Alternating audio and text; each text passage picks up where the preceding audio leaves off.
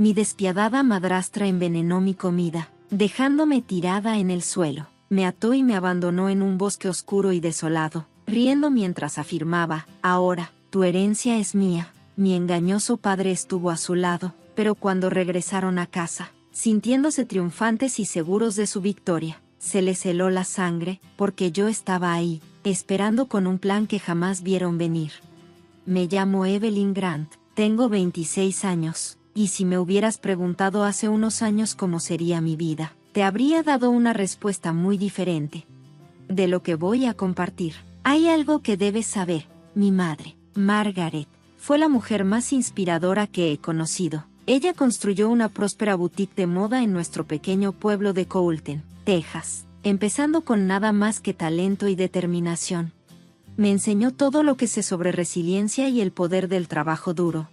Pero después de su repentino fallecimiento, hace 2 años, heredé la boutique y nuestra casa familiar. Por un tiempo pensé que podía con todo, creí que estaría a la altura de su legado, pero la vida tenía otros planes para mí. Lo que no sabía entonces, era que su muerte no solo marcó la pérdida de una madre, sino el inicio de una pesadilla que jamás vi venir. Todo comenzó cuando mi padre, Robert, se volvió a casar apenas 6 meses después de la muerte de mamá. Su nueva esposa, Diane, parecía encantadora al principio. Era una mujer pulida, de voz suave, que se mudó a nuestra casa junto con su hijo adolescente, Ethan. El pasado de Diane era un misterio, pero no perdió tiempo en sentirse cómoda en la casa de mi madre. Quería creer que sus intenciones eran genuinas, que estaba aquí para apoyar a mi padre y ayudarlo a superar su dolor. Pero pequeñas cosas empezaron a molestarme. Diane comenzó a hacer cambios en la casa, moviendo los muebles, quitando la decoración favorita de mi madre e incluso sugiriendo que remodeláramos la boutique para modernizarla. Fui educada, pero firme. Ese era el legado de mi madre, y no dejaría que nadie la borrara de nuestras vidas. A Diane no le gustó para nada mi actitud y empezó a meterle ideas a mi padre. Cuestionaba si yo realmente era capaz de manejar el negocio. Evelyn es joven, decía, tal vez necesita algo de orientación. Mi padre, que siempre me había apoyado, de repente empezó a dudar de mí. Comenzó a involucrarse en decisiones que antes ni le importaban, y poco a poco empezó a ponerse del lado de Diane, de maneras que me hicieron sentir como una extraña en mi propia familia. Al principio, traté de justificarlo. Pensé que tal vez solo era parte del proceso de adaptación. Después de todo, las familias ensambladas nunca son fáciles, ¿verdad? Pero pronto, las verdaderas intenciones de Diane quedaron muy claras. Ella no estaba ahí para ayudar, estaba ahí para tomar el control. La primera señal clara llegó cuando Diane sugirió que Ethan trabajara medio tiempo en la boutique. Le dará un sentido de responsabilidad, dijo con una dulce sonrisa. Acepté de mala gana, pero Ethan no mostró el menor interés en ayudar. En lugar de eso, pasó la mayor parte de su tiempo husmeando y haciendo preguntas sobre las ventas y el inventario. Un niño de 13 años no tenía por qué saber esas cosas. Luego, Diane empezó a insistir en asistir a las reuniones de negocios conmigo. Se sentaba ahí, en silencio, tomando notas, pero su presencia era intimidante. Poco a poco, comenzó a socavar mis decisiones. Cuestionaba mis estrategias frente a clientes y proveedores. Creo que deberíamos explorar otras opciones, decía, como si fuera la dueña del negocio. Traté de hablar con mi papá sobre lo que estaba pasando, pero me ignoró. Diane solo está tratando de ayudar. Deberías sentirte afortunada de tenerla, dijo. Fue en ese momento cuando me di cuenta de que ya no era el mismo papá de siempre. Diane lo tenía completamente controlado. Lo trataba como a una marioneta y dejó que las cosas se salieran de control rápidamente. Diane empezó a interceptar mi correo, a firmar contratos sin mi aprobación e incluso cambió las cerraduras de la boutique con el pretexto de mejorar la seguridad. Sentía que el control sobre todo se me escapaba de las manos. Una noche, mientras cenábamos, Diane me sirvió un plato de pasta. Olía raro, pero no le di mucha importancia. Estaba demasiado cansada para discutir. Esa noche me desperté con un terrible dolor de cabeza y una sensación de malestar en el estómago. Intenté levantarme de la cama, pero mis brazos y piernas se sentían pesados. Mi vista comenzó a nublarse. Antes de que pudiera entender lo que estaba pasando, me desmayé. Cuando desperté, estaba en un lugar frío y húmedo. Tenía las manos y los pies atados, y el sabor metálico del miedo llenaba mi boca. Intenté gritar, pero tenía la garganta seca y adolorida. Entonces, la verdad me golpeó como un tren. Diane y mi padre me habían hecho esto. Sus voces resonaban a lo lejos, riendo como si ya hubieran ganado. Finalmente lo logramos, dijo Diane. El negocio, la casa, todo es nuestro ahora. Nunca pensé que sería tan fácil, agregó mi padre, con una voz fría, sin una pizca de calidez. Me dejaron ahí, atada, en medio de un bosque oscuro, creyendo que no sobreviviría. Pero me subestimaron. No estaba lista para morir, todavía no. Con cada pizca de fuerza que pude reunir, comencé a jalar las cuerdas. La corteza del árbol al que me habían amarrado me raspó las manos, pero no me importó. Los minutos se sintieron como horas, pero finalmente la cuerda se aflojó lo suficiente para que pudiera liberarme.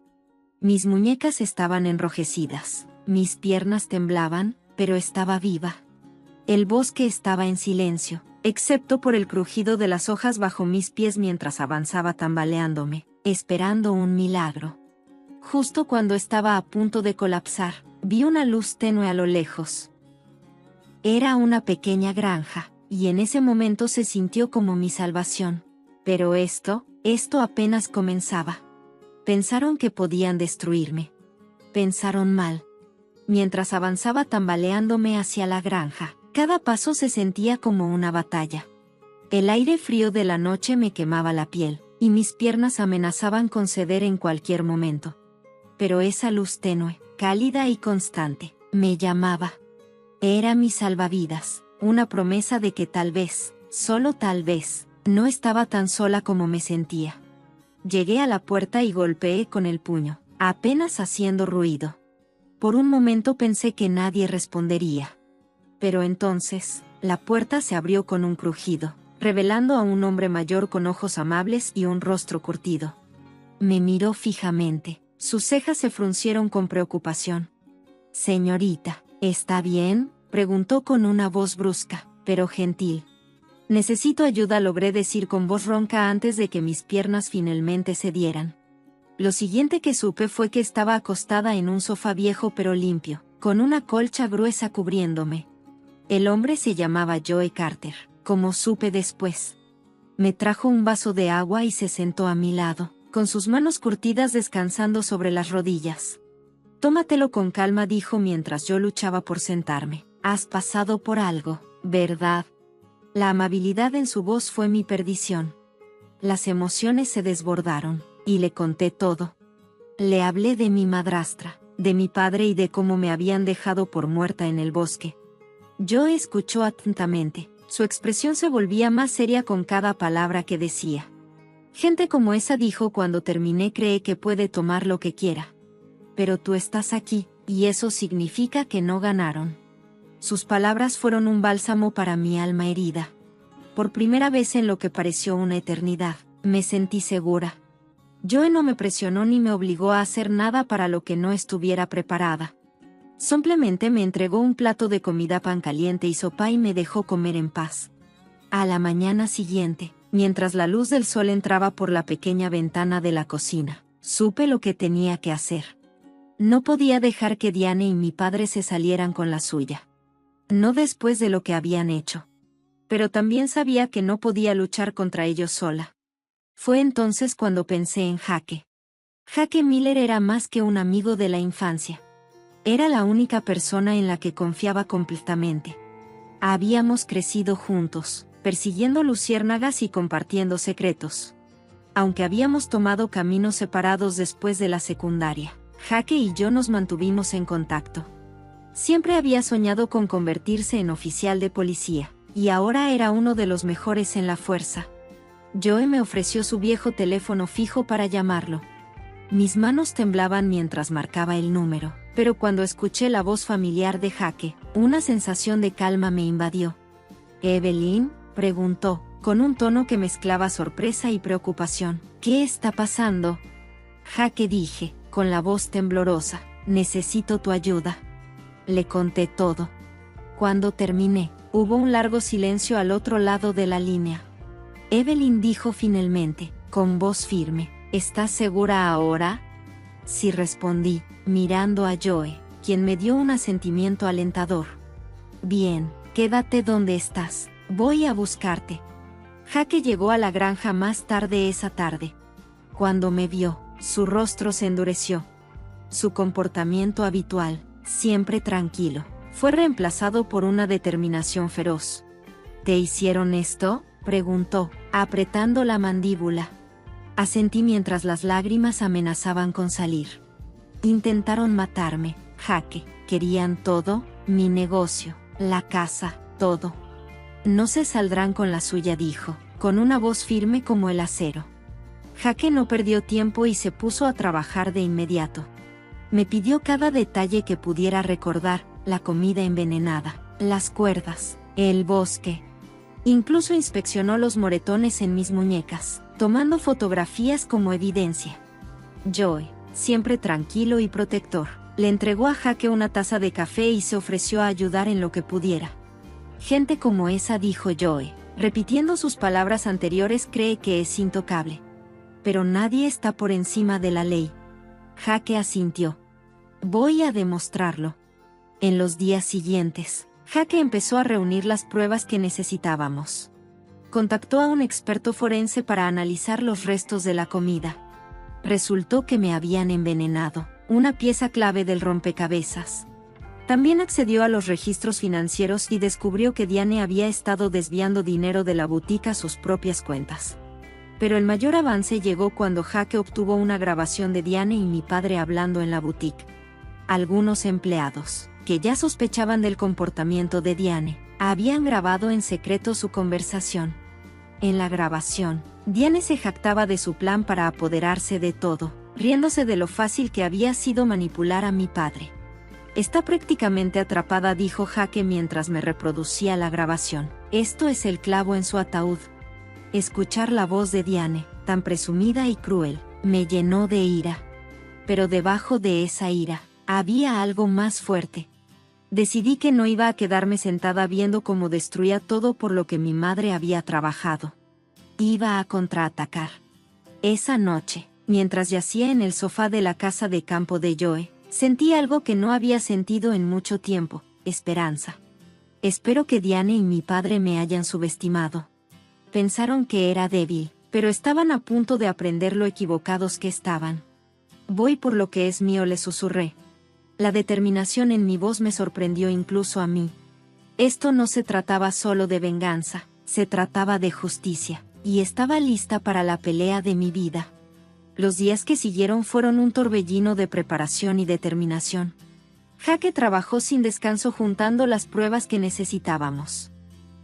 Para asegurarme de que Diane y mi padre enfrentaran la justicia, me quedé en la granja de Joe durante ese tiempo, agradecida por la tranquilidad y seguridad que me ofrecía. Pero sabía que no podía quedarme en las sombras para siempre. Esta era mi lucha y tenía la intención de llevarla a cabo. Jaque me mantenía informada sobre cada avance. Él logró obtener registros financieros que demostraban que Diane había estado falsificando documentos para transferir la propiedad de la boutique a su nombre. El nombre de mi padre también aparecía en esos papeles, y su firma era el sello final de su engaño. Esto no es solo fraude, Evelyn, dijo Jaque una tarde, mientras estábamos sentados en su oficina revisando las pruebas. Es un robo premeditado, y con el envenenamiento, tenemos un caso sólido por intento de asesinato. Al escuchar las palabras dichas en voz alta, sentí un escalofrío. Mi propio padre había dado su aprobación a esto. Mi padre, que solía leerme cuentos para dormir y animarme en las obras de teatro de la escuela, había elegido la codicia de Diane por encima de su propia hija. ¿Crees que realmente serán castigados?, pregunté con voz temblorosa. Jaque me miró con expresión seria. Con lo que tenemos, no tienen ninguna oportunidad, pero tienes que estar preparada, Evelyn. Va a ser difícil. Difícil era un eufemismo. El día que Jake informó a Diane y a mi padre que estaban bajo investigación, se desató el infierno. Diane irrumpió en la boutique, con la cara retorcida de rabia. Le gritó al personal, acusándolos de traición e incluso trató de despedir a uno de los gerentes que nos había estado ayudando a reunir evidencia. Jake estuvo allí en cuestión de minutos. Su espalda destellaba mientras la acompañaba afuera. «Ya terminaste aquí», dijo su voz calmada pero firme. «Vete ahora o te arrestaré en el acto». Mi padre no fue mucho mejor. Me llamó esa noche. Su voz era una mezcla de desesperación y enojo. «Evelyn, ¿qué estás haciendo?», exigió. «Somos familia. No traiciones a la familia de esta manera». La ironía de sus palabras era casi risible. «Me dejaste morir, papá», dije, mi voz firme a pesar de la tormenta de emociones dentro de mí.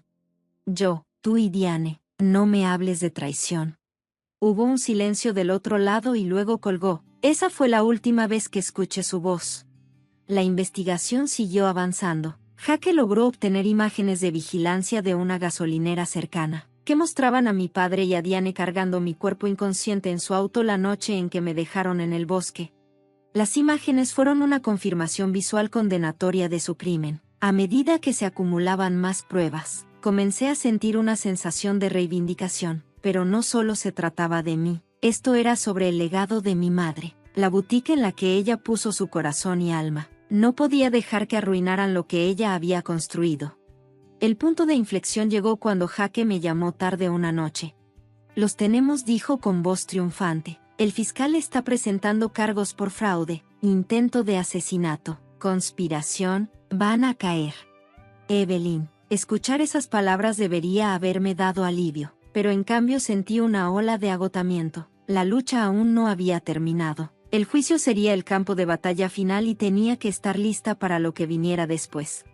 La fecha de la corte llegó antes de lo esperado.